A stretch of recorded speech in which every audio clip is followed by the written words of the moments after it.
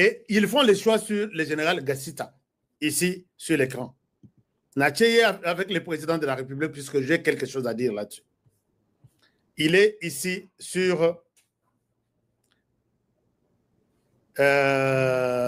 lieutenant général Gassita. Bazui, général Gassita Baché, les gens, dans la vie, on a toujours dit, normalement, l'équipe qui gagne, on ne la change pas. Mais l'équipe qui perd est vouée au changement, est appelée à être changée. Puisque Nenga a échoué peut-être dans le premier match. Dans le deuxième match, troisième match, on ne va pas mettre la même équipe, les mêmes joueurs. Il faut tout un changement sur toute la ligne. Ces types ici, ces militaires ici, Bato, Baebi, tous ces militaires ici, ce sont ces gens-là. Les jeunes, il y a Bafulero, les jeunes, il y a Bembe, les jeunes, il y a Bavira, ainsi de suite. Et Sika Résistance et Banane à RDC. C'est là. Total Aboye. Les mêmes personnes à l'état-major général proposent le général Gassita. Bango Balobi, Toyebi général Gassita. Bien sûr, il n'a pas participé à l'échec, il y a Goma. Mais si Kichang est tombé, et sa responsabilité n'a eu. Si Sak est tombé, et sa responsabilité n'a eu. Sak est Kwei, na mutu na ye. Bakoti Kale, Ekwei na mutu na ye. Batindi ye na Bukavu. Bukavu Ekwei na mutu na ye. Balongoli wana, batindi ye na. Donc, Bakimi, Bukavu, batindi bango na Uvira. C'est pour faire la même chose. Vraiment, on veut résoudre un problème avec la même méthode. Est-ce que vous êtes convaincu que cette même méthode qui a présenté ses échecs sur toute la ligne va nous donner des résultats escomptés peut-être à la 4e ou 5e expérience? C'est pourquoi j'ai dit, ce que Uvira et Koi, les voix commencent à se lever dans Uvira. La population dit non. Les jeunes Bazalendo disent non. Toebi Moto, très bien. Si tel village est tombé, Esaïe, tel village est tombé, Esaïe, n'acceptons pas de les prendre encore à Uvira. Nous ne sommes pas convaincus que Uvira y kosa la 3 semaines. Puisque l'air bazui, ba ko ici kichanga, ba tieye kichanga ikoyata dans ba sala 3 semaines. Ekoi. Ba tieye na Kale et sala 3 semaines. Kale ekoi. Ba tieye na Bukavu et sala 3 semaines. Kavumo ekoi. Il fallait que toi bimisa batunaye akende ko telemela ba M23 na Kavumo. Boya me awa bokolekate. Atiki batunaye ayebisi batunaye o bazama kasi bolandanga nde bakei Uvira. Na Uvira, au lieu même de l'enlever pour remplacer Moussous, non, bazui babombika yewana zalawa pour nous trouver une solution. Et c'est ça le problème. Et voilà qu'aujourd'hui, Baché général Gassita, mais les voix et bandits qui se levaient, ce sont les Banyarwanda qui se lèvent pour réclamer que vous réclamez le départ à Gassita à partir de la morphologie. Gassita Kokendete, c'est Gassita ou rien à Uvira. Avez-vous déjà vu un ennemi a réclamé qui va gérer les villages où Todo Welel? Bon, enfin, en RDC, je vous ai toujours dit, si on vous prépare, si on vous explique quelque chose et que vous arrivez à comprendre, moi je vous ai toujours dit que l'Oba va expliquer yo bien. C'est pourquoi on comprendre. Mais ce qui va compliquer, va expliquer yo très bien. On va comprendre leur mot. C'est ce que nous sommes en train de vivre en RDC. Les M23 réclament Gassita na tous les Banyarwanda. Tous les Banyamulenge, Nyos Bazakuna, na Uvira, moyen plateau, haut plateau, tout. Ils réclamer Gassita na Uvira. Or, Gassita ira à Uvira pour les combattre. Comment vous voyez ce combat? Nathalie Bonalobi, Dieu seul aide la RDC. Pourquoi je dis que nous risquons de perdre Uvira? C'est parce que peut-être l'État congolais a zoyoke la bisote. L'État congolais a zoyoke la bisote. J'ai dit tout à l'heure, comment vous pouvez laisser l'ennemi du pays, donc, vous combattre, les officiers, les généraux sont toujours, les colonels, les majors, sont toujours impliqués dans la traîtrise. Et quelque part, vous n'avez pas une cour martiale. Vous savez pourquoi il continue à trahir? C'est parce qu'il n'y a pas un modèle, il y a condamnation. Ils diront non, j'ai trahi. Celui-là a trahi. On lui a fait quoi? L'autre a trahi. Il est en prison, il est à l'aise, il va sortir. La négociation est l'autre, et lui, qu'est-ce qui va l'empêcher à ne pas trahir la République? Qu'est-ce qui va l'empêcher? Imaginez-vous, les M23 qui réclament nos officiers qui ont cédé, arrêtés par la RDC, condamnés par la RDC, envoyés en prison. Les M23 réclament leur départ, non, leur libération pour avoir facilité au M23 tel ou tel autre, de prendre tel ou tel autre village. Et vous allez dire que nous avons l'armée. Moi, je pense que les présidents de la République, je ne l'ai jamais dit, que je ne cesserai de le dire. Les jours où notre président comprendra que les pouvoirs, c'est aussi tuer l'ennemi, je pense que ce pays sera sauvé. Les pouvoirs ou la protection de l'intégrité du territoire, c'est aussi tuer l'ennemi, tuer les traîtres qui est prêt, qui prend de l'argent et l'ibanda pour rater Kamboka Nabino. Les tuer, c'est aussi les pouvoirs. Bien gérer les pays, c'est aussi gérer les pays. Bien gérer la sécurité, c'est aussi gérer les pays. Tuer l'ennemi de la RDC, c'est aussi gérer les pays. Je ne sais pas si je suis clair. Les jours où les chefs, notre chef, et l'entourage du chef comprendront que les pouvoirs, c'est aussi tuer l'ennemi de votre pouvoir, je pense que la RDC aura trouvé sa solution. Il n'y aura plus de problème. Mais ici, donc comment? Non, ne faites pas ceci, sinon la France va se lever pour réclamer les droits de l'homme. Ne faites pas ceci. Et là, je dis, mais c'est fini. C'est fini. C'est fini. Et donc, vous allez comprendre que les problèmes, il y a Uvira. Quand il y a déjà les Banyamulenge, que ce général va combattre, va réclamer général Gassita. Notre population dit, pas lui, trouvez-nous quelqu'un d'autre. Et ça fait l'objet, je vois les porte-paroles chaque jour en train de passer, nous convaincre que c'est la stratégie de l'ennemi pour diviser les Ouazalendo, ainsi de suite. Les Ouazalendo ne vous ont rien demandé. On demande à ce que, pour l'instant, pas lui. Vous savez combien de généraux vous avez, je ne sais pas combien, ceux qui 150, ceux qui 200, ceux qui 500. Mais bon, vous êtes un général qui est à l'ouest du pays, mais un général de l'ouest à Kokendete. Alors, qui pourra sauver Uvira? Qui pour sauver Uvira? Ici, moi, je demande à ce que les chefs, s'il vous plaît, je ne vous oblige pas, trouver une solution dans cette histoire. Puisqu'il y aura, la cohabitation est impossible là. 5 jours. Ils disent, pas question, il y a Gassita. Gassita, bato ya zoya kubundisa bisu, ya kubundisawa, bangonde, bazo zelaye bayambaye, à bras ouverts. Est-ce qu'il y aura la protection de Uvira? C'est la moindre des choses. Total Botolobi, ok. Réclamation à Bango et dans sens. Je parlais même avec les FARDC. Je parlais même avec les services de renseignement Yabiso. J'ai parlé avec les Ouazalendo.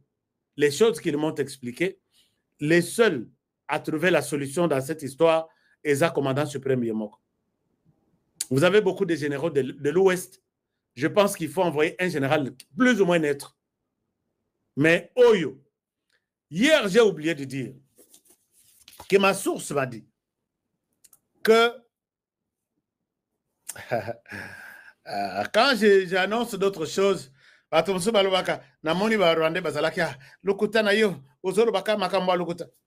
je montre même vos photos.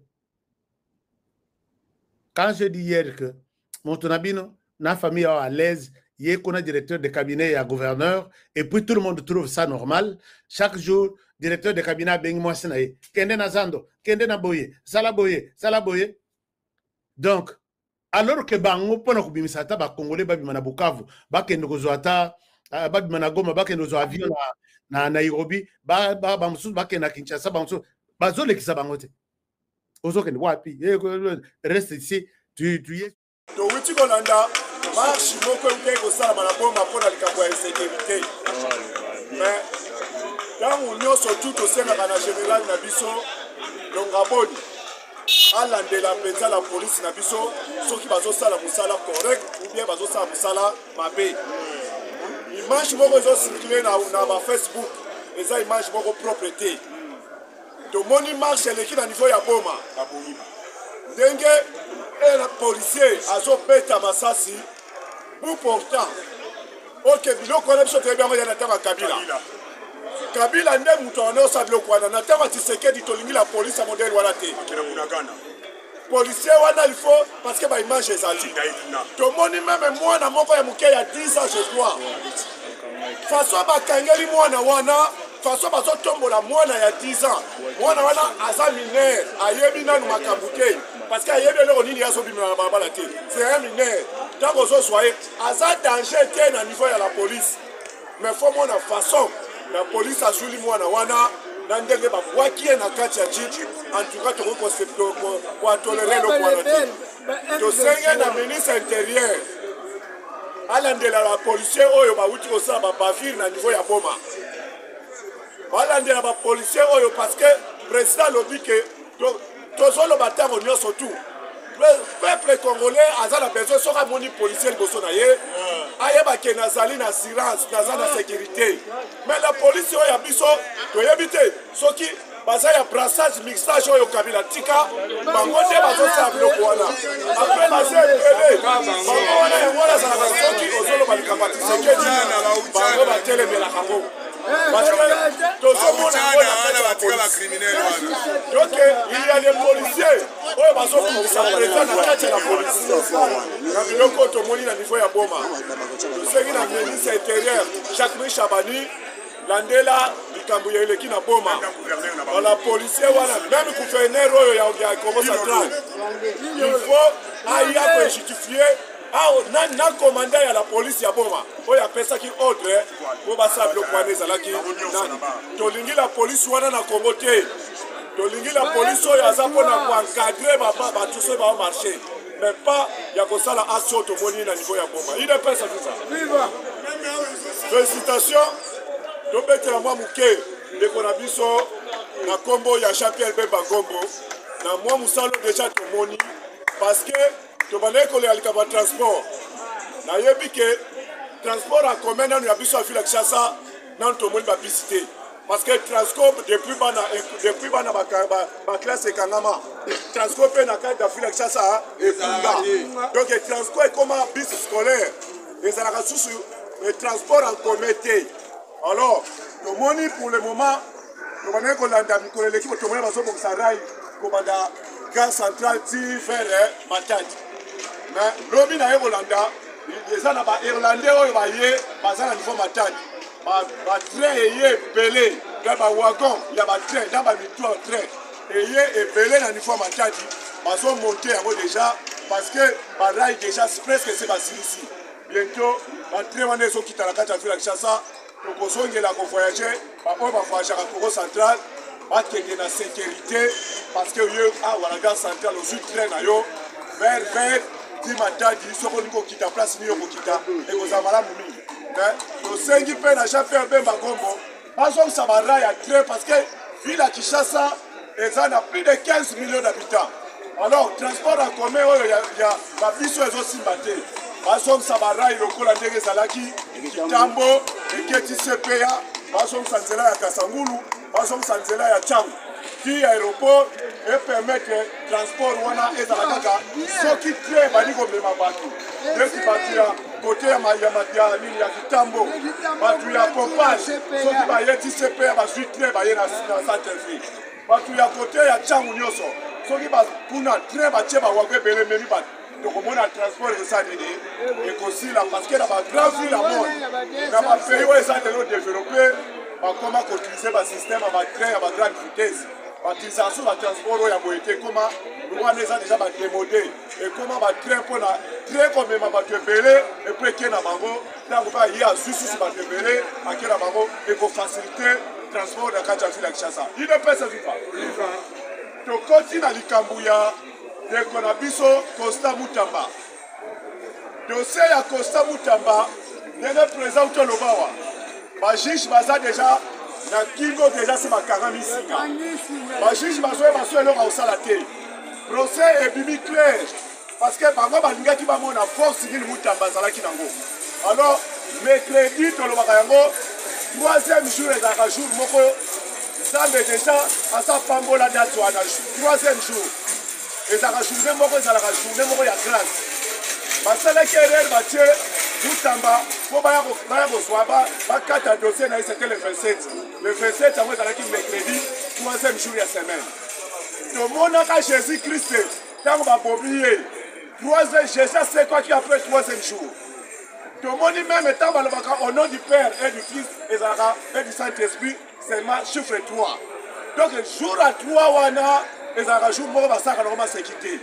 bango le jour bamonaki ke bakata procès ya Mutamba ezalaki na 3e jour ya semaine alors puissance ya Nzambe oyo elekaki na ville ya Kinshasa elakisaki ke parce que bajuge bakimi même na procès baye te donc oyo bango bamonaki le jour wana si bango déjà boye yo déjà kende kokata biso toza na ndako soki yo kati nyonso ekoleka soda biso mpe tokokata na ndako na yo donc bajuge bate babi oyo dossier otokoka kosimba te donc bajuge basanzi Mutamba basambisaka bambelaka bato me lelo bakoki kobela bato te dossier wana eloko nini esali bango ina pesa viva tolobaka ngo nyonso awa bajuge bakomisaki biso bapopulation bamarchandise na bango baboutique na bango soki baza na besoin mbongo bacoopere ndenge baza na complicité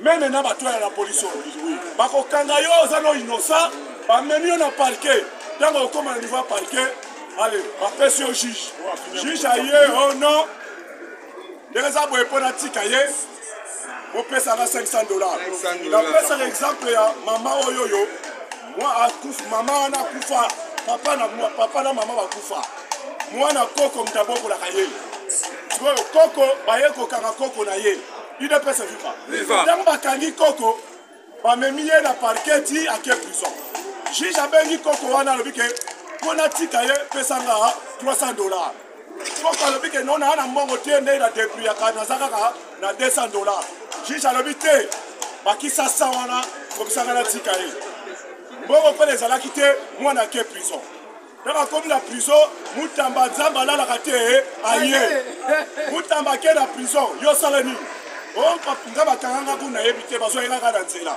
yo sala nini o te mpo kaka toswanaki na mutu bato wana nyonso tu Mutamba bino nyonso wape libada siko ntango juge ayoki ke Mutamba aza na prison azobimisa deja bato juge azwi telefone abengi koko wana abi mama oza wapi mama abi naza na ndako alobi yaka na morompa molar okuta tokutana wana yaka na 200 wana oyo nayebisaki osimba nanu yaka nango komisa naluka moye nabimisa mwana mama alobi me ndenge tozosolola boye papa naza deja na mwana awa Mutamba deja alibere mwana ide pesa fifa nde yango moni kanda ya bajuge parce que Mutamba abimisaki abebisi kope na bango abimisi bato nyonso oyo bango baswaki kope bamarchandise na bango ye bitumba yango wana oyo lelo baza nango na Mutamba alors Nzambe atikaka bato na ye te bato oyo nyonso bazolala na ndako ya Mutamba mingi majorité oyo Mutamba asali malamu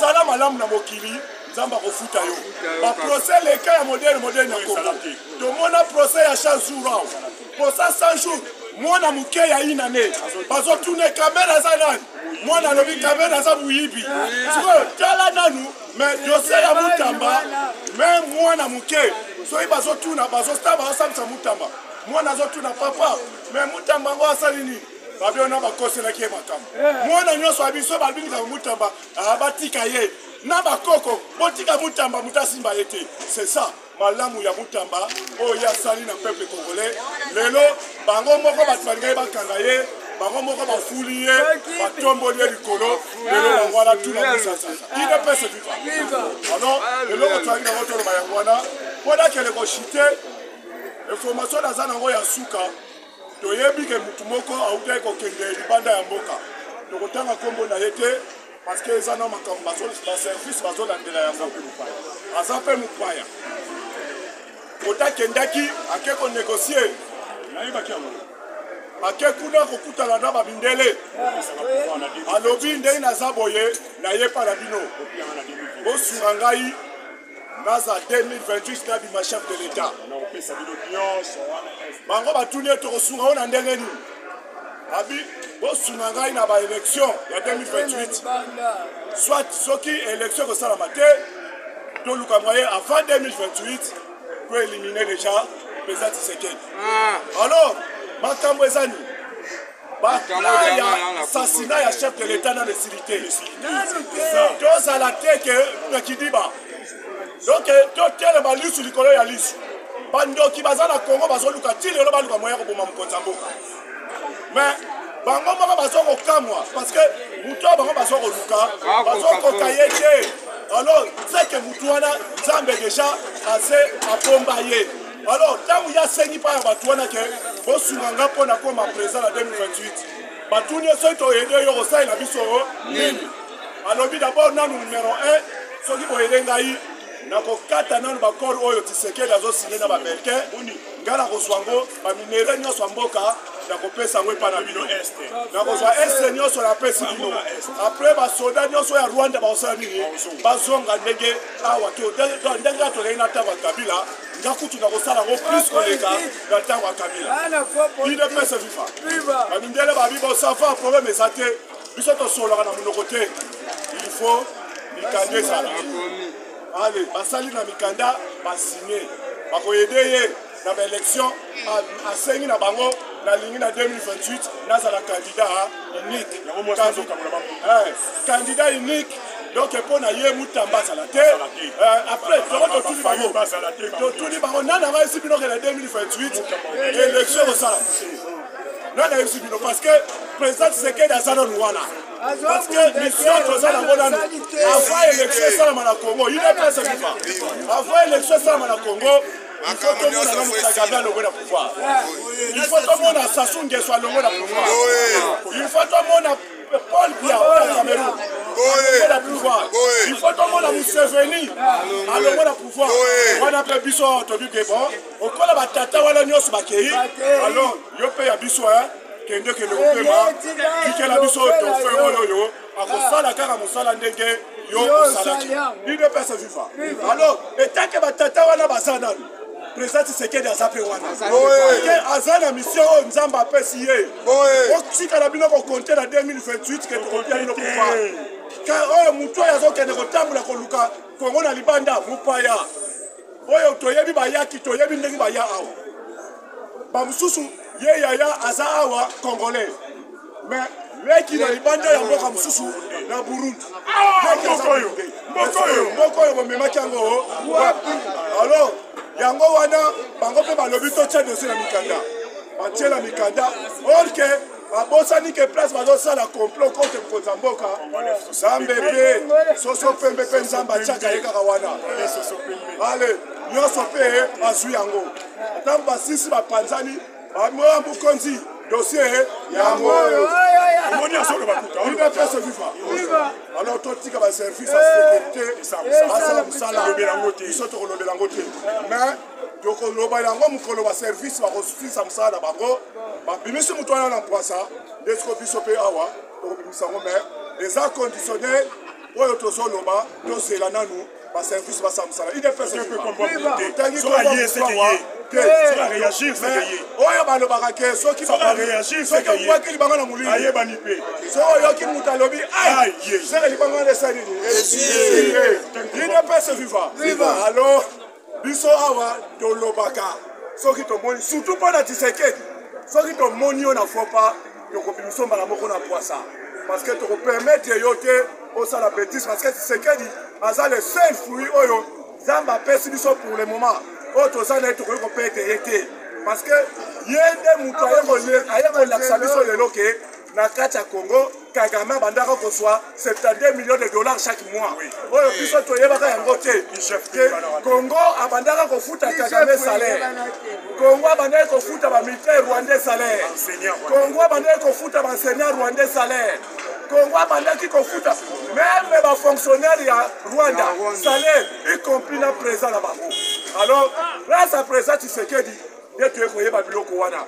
alors tosimba mokonzi ya mboka makasi totikaka ye na bapriere Nzambe abatela ye ndenge azobatela ye abomba ye ndenge azobomba ye banguna batikala komona ye ata mokolo moko oyo nazali nango lelo mpo naloba yango wana numero nanga eza plus 243 421 40 45 45 9 merci merci tete bozaki ebele devant vos différents postes récepteurs batélévision bapareil na bino mpe baradio nazomona kuna na zamba babengi ngai batie bapano bazolanda na telefone batie son na radio na bafle bazoyoka parlema de so yo awa ozonéglige ozominéglige ozomimona pamba na zamba place réseau ezwaka te batie image na biso babwakeli bango lien bazotala eza boye te baotala bachaîne ebele bakongo mayele tv baafrika cool bachaîne ebele batie son na bafle ya radio bavillageois bavandi wana bameli mwa kafe na bango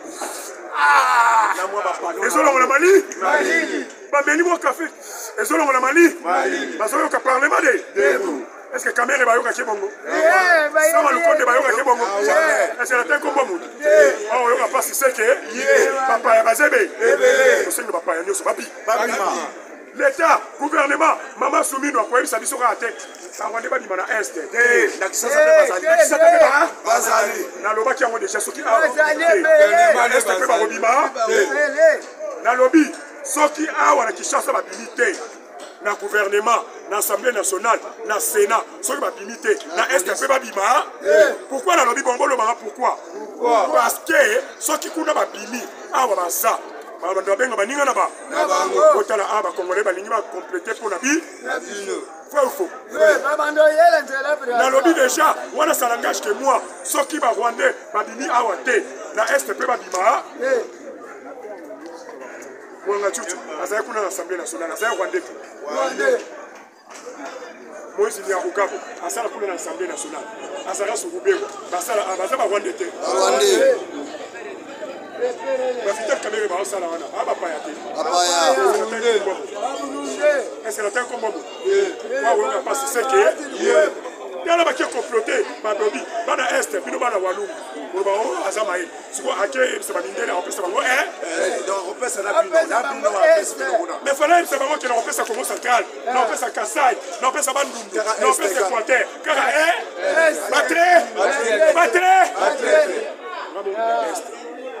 non, mon chef, on a dit traître. Non, il s'est dit que tu traître. Faux. Avantilier, Batoma Sangana, oui, il y a le côté de trahison. Quoi dire là-bas, nous trahison, quoi dire dans Kassai, trahison, là-bas, Congo, l'Équateur. Ceux qui vont continuer, oui, dans le centre de ma province, nous sommes venus au Liban. Il la trahison, la vie. Ceux qui vont continuer, bango, non, on va bien le battre. Ceux qui sont là, nous ne pas la bango. Parce que qui va tuer au poison, Deni wa utibandu, Deni wa Congo, Deni wa Équateur, Kasai, Abatwazate, pourquoi vous avez eu? Totina Mukina Biso Mokuna Kufa, Apoisonai. Bino, Dada, Tokata Bino Courant, Tokata Bino Courant, Botika la Mounini, Tota Diamant Sobo, la Mina Monani. Nous tous sommes nous n'aurons pas bino pour y embiller. On est des autres de bino à cause de ma traite. La traite est pas mingi. Il y a un bundi, il y a une trahison. Mais bino. Ma service rwandaise, ma osala na ba. Donc ma M23 ba koti ba yambiba. Balati teni bakomi ba bayambi bandeko na ba bapesi bango mpe po eza na ba il est pas vivant ministre affaires sociales sala mosala ma parole y a été. C'était une bonne année pour IDPS. Nana Betoro Maboko. Ah, pas dans le gouverneur à ville, ça la Moussa. Le CP, tout le monde a déjà Moussa là. Moussa là, et c'est le gouvernement ça. J'ai donné le Bouba. Bonsoir la politique à lobby. Oh, il y a une solution qui est comme ça, c'est ça. Tout va bien, Maba. Vous savez, c'est la fatigue. Même ce qui nous font, c'est un bon bébé. On va que mon bébé. C'est la seule qui tombe. Mais t'es fatigué. Il y a un ça. Gagne. Tout va bien, Maba. Ministre économie, ça là, Makassi. Indien, on va foutre $3,200. Congolais, on va foutre 600 000. Merci de féliciter Tshisekedi. Merci de maman Martika Salo. Merci de maman Denise Nyakero. Merci de maman Denise Nyakero. Il va les vendre dans la sémé.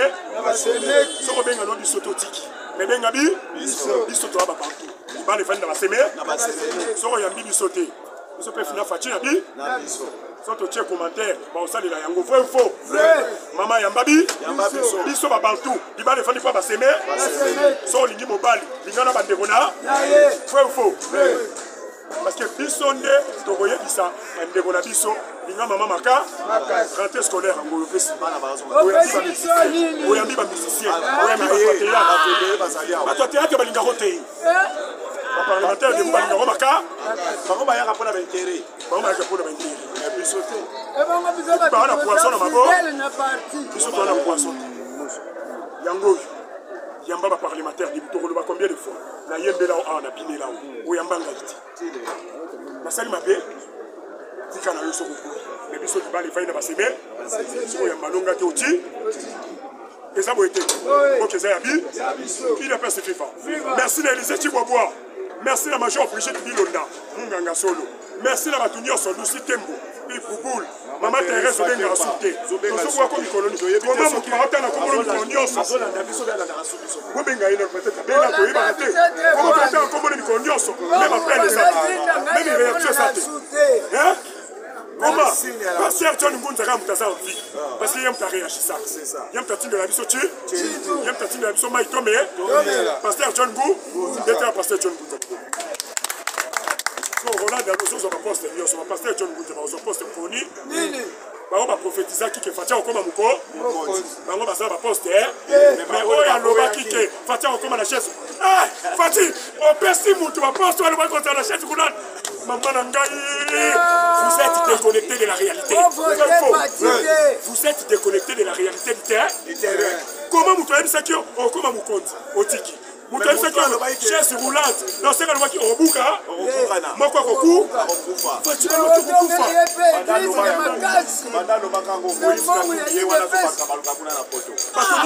Patunio, ma postula qui va sa fille, Fatia sa fille, Fayula sa fille, Costa Moutamba sa fille, Noël Tchania sa fille, Patunio sa fille, Nani Akoufi. Non, Roland Diallo, professeur Loukou, c'est un homme, Nathalie Komamou. Bonjour, c'est ma poste la vie. Oh, il y a ça, il y a ma poste à ma voyou. Il y a mes voix. Oh, il y a ça, il y a ma poste. Il y a ma voyou, ma tangate. Il y a mes voix. Quand vous êtes au bout de ma saki, malheureusement qu'il faut au Bokonti. Seconde, il va comme ma porte. Était à Binoso, il tombe la bango. Plus de 143, 81, 059, 75, 03. Plus de 143.